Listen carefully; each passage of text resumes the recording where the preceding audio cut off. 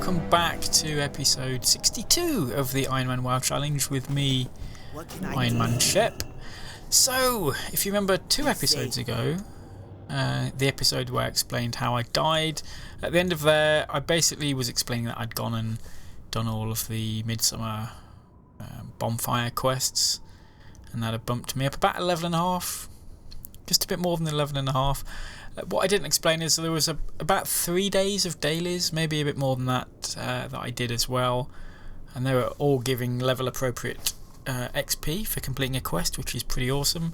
So as you can see, I'm actually 70% of the way through 64. So we did about 165% of a level, which is pretty awesome. I'm really excited about that. It would have been nice if I'd known to be doing those dailies every day instead of just like the last 3 or so days. But there you go, you live and learn, don't you? Maybe for the next event, if we're still doing this, I'll be a bit smarter about that.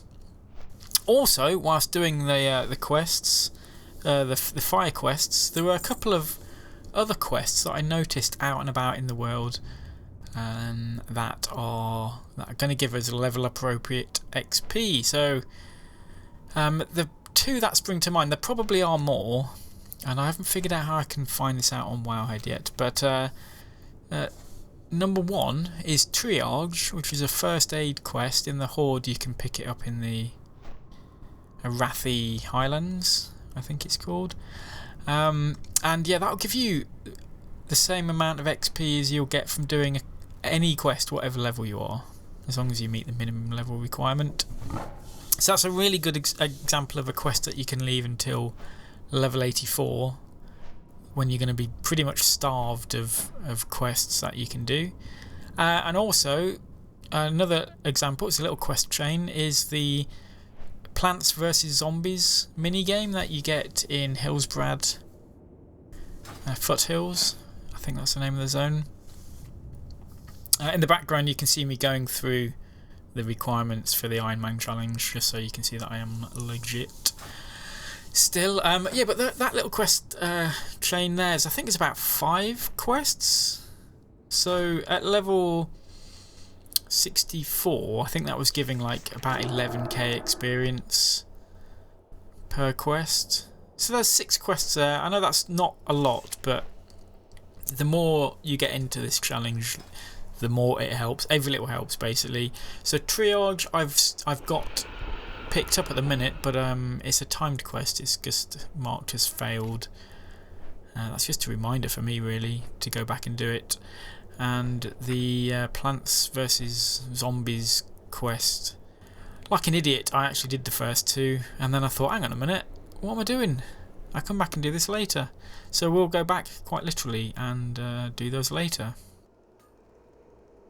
Anyway, we're now in Terakar Forest. I forgot what it was called there for a moment, and we're just going to get back on with questing. We're not going to go back and do the little quest chain from the last episode, but we will get back and do that at a later point. Instead, this is what the quest map looks like. We've got quite a lot of quests to do, and that's by no means all of the quests that we've got in this zone. Obviously there's still quite a large portion of the zone that is uncovered. Terakar, in fact, actually a lot of the zones in Northrend have a deceptive amount of quests in them. I mean, obviously right now we can see how many quests roughly there are to do by opening up the achievement, but in TBC obviously you couldn't do that. So yeah, but there's an awful lot. I was going to give away a spoiler there. I won't mention that. But I'm pointing out a couple of areas that I think I might have difficulty with. There's a Firewing Point there, which is number 10, which is a little Blood Elf encampment. I remember that being particularly tricky at when I was doing this normally. So that's probably one of the last places that I'm going to go to in this zone. But first, we're going to get some of these really dull quests out of the way, of which there are an awful amount. So, Wanted, Bone Lashers, dead. We have 20 of those to do. This, I don't know, it's a good contender for worst quest of the zone, most boring quest. But we're going to get on and we're just going to try and storm through this. It's pretty boring though. Yep, so we literally have to kill 20 of these. That's quite a lot actually, even for WoW's quest standards to actually give us 20 of an item to kill.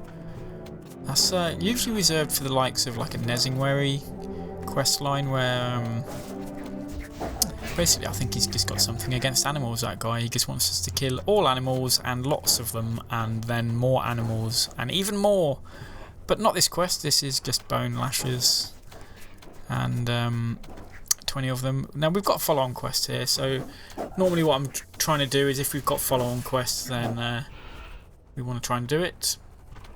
If it's not and it's just a one-off really shitty quest, then we just kind of, well, if it's easy I guess. Time's not really an issue. We do have MOP coming out and obviously we want to get it finished before MOP comes out, that'd be nice. Which I've talked about before, but not really a big issue other than that. Okay, so that's 11 done. We've got worms here, bone crawlers just going around causing trouble. They're pretty nasty. Again, talked about worms before. I don't like them because of the fact that they're going to hit you with a ranged ability before you can get your pet to attack, and that's not particularly great.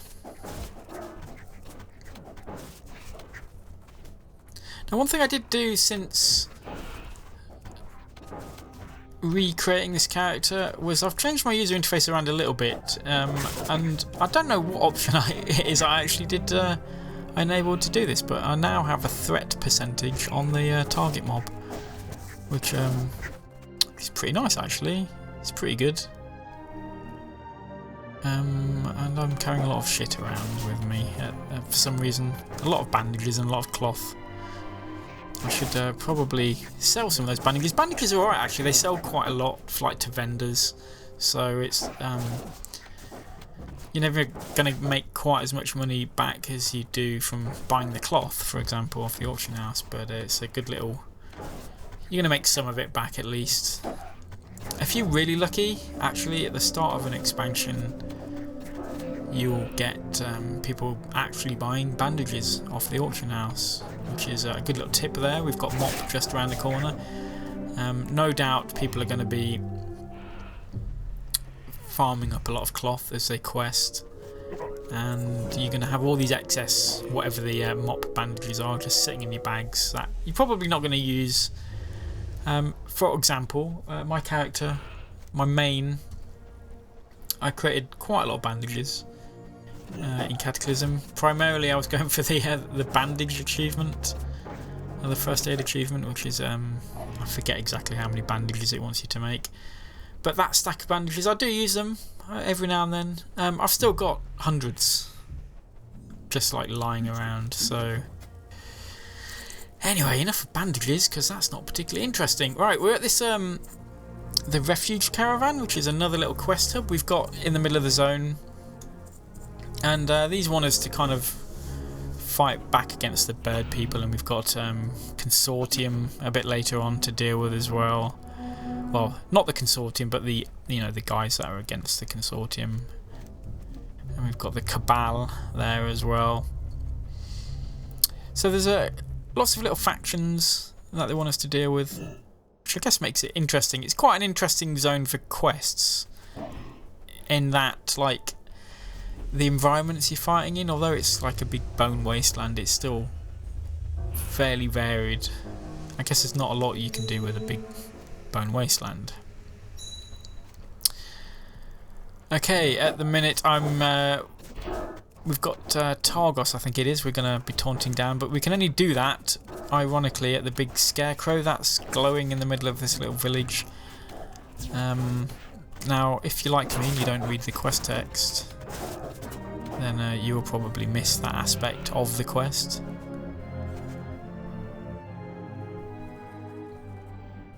Here's a big bird flying around overhead, and there we go. Let's just kill him as well, innit? None of these mobs are particularly difficult. The cabal, actually the cabal are a little bit tricky, because they do that. and arcane missiles thing. I think I just used a bandage, and if I hadn't done that, I would have just died. Because those arcane missiles take about half of my health off, and I don't like that at all.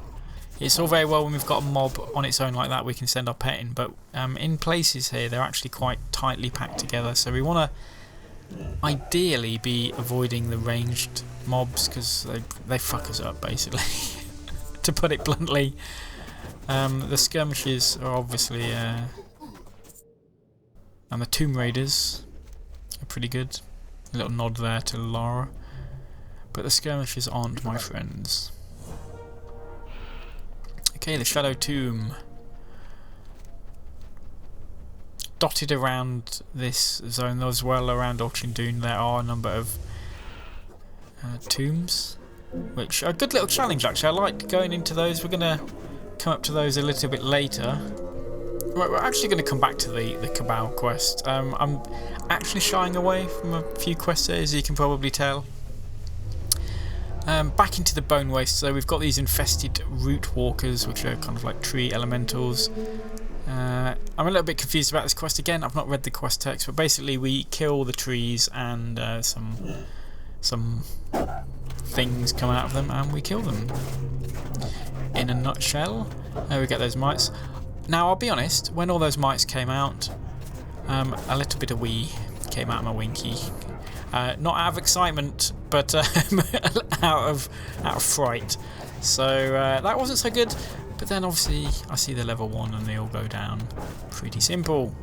Now the tip, if you're doing this quest, you can see the massive elemental, the rotting forest dude at the back. If you kill him, you get more mites coming out, so it makes the quest a lot easier. And we like easy, that's better. Okay, so a multi-shot finishes them off nice and simple. We've got 6 more to get. They don't drop from every one of these little trees, but they do drop from every one of the big trees. Apparently. I mean, I only kill one on this quest, but apparently that's what I've been told. So that was a pretty simple quest. 25 out of 25. We've also got these Timberwalk pelts that we've got to get, which are pretty annoying. We've got Warp Stalkers that we need to kill, also pretty annoying. But we're going to get on and try and clear some of these little shitty quests up, because they are little shitty. A tip on the Warp Stalker quest, if you're a hunter, like me, put a hunter's mark on them, because that stops them from disappearing. But yeah, another lesson learnt halfway through doing this quest. So you'll see me not doing that, and then wondering where the hell they've gone. And that's why they're called Warp Stalkers. Now, the Warp Stalker ability, used to get that when you tamed Warp Stalkers. I think that's no longer in the game, but we are getting, all hunters are getting the ability to do that with their pets in Mr. Pandaria. Now I forget what the ability's called, but it allows us to basically warp our pets behind a mob. And it's pretty good. In beta it seems a little bit OP because it's based on the range. It was based on the range from us rather than the range from the pet, but I think it's now been changed, so it's 100 yards from the pet. But it's 100 yards, so that's quite a way, and obviously that gives us quite a lot of flexibility in terms of like PvP. It's pretty good if you're into PvP. I'm not massively into PvP myself, but I know a lot of people out there are. Right, now moving on to the next quest, we're slaying warped peons. I'm not sure how they're warped. I'm not sure whether it's just like their sense of humour, or like they've got really long arms or something. I don't know. I mean, you can't really tell, but either way, they must die. So kill them we will. And as you can see, we've got quite a lot of mobs around here. It's pretty good. So they're not too tightly packed together, but it's enough so that we don't actually have to like take off and fly between mob, which is always nice. However, Timberwalk Pelt, it is a drop quest, so you know how it is. we don't actually get a pelt every time. That would be too easy, wouldn't it? But there's loads of them.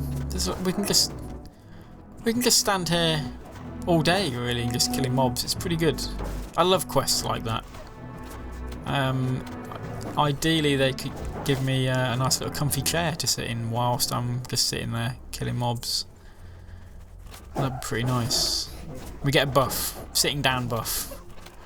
Yeah. Anyway, we need 3 more of these warp. No, we don't. We need 4.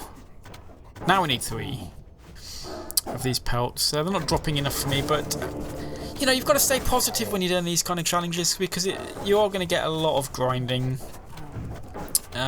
Quest grinding, obviously. I'm not going out and grinding mobs because well, I'm just dinged. But I'm not going to go and grind 677 more of these when I could just do 54 quests. But we do get a little bit of grinding in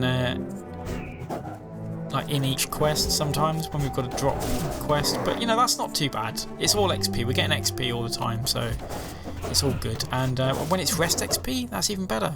It's like double XP. So I guess I can't really complain about that.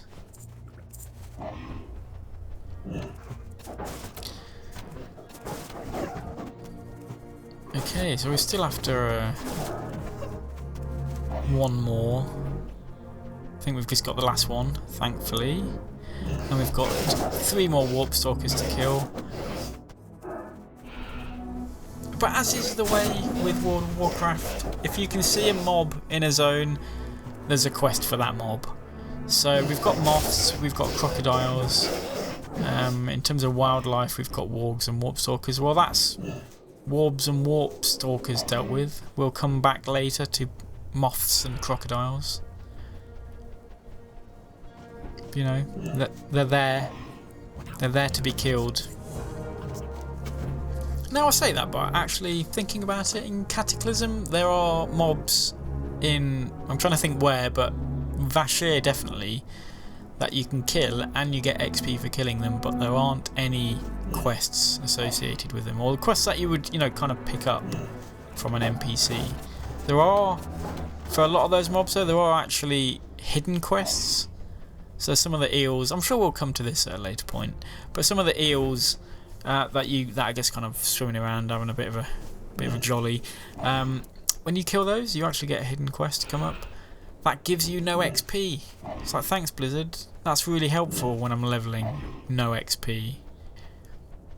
They kind of almost got it right. Give us more hidden quests, but make them give us XP. Brilliant. Doesn't take a genius to figure that one out. Right, anyway, we're going to Hearthstone at that point. We've got a couple of quests to hand in. And more importantly, that is probably where we're going to leave this episode. We've got so much to do in this zone, it's actually unreal. Join me next time for more rambling and talking bullshit in Terakar Forest. See you then.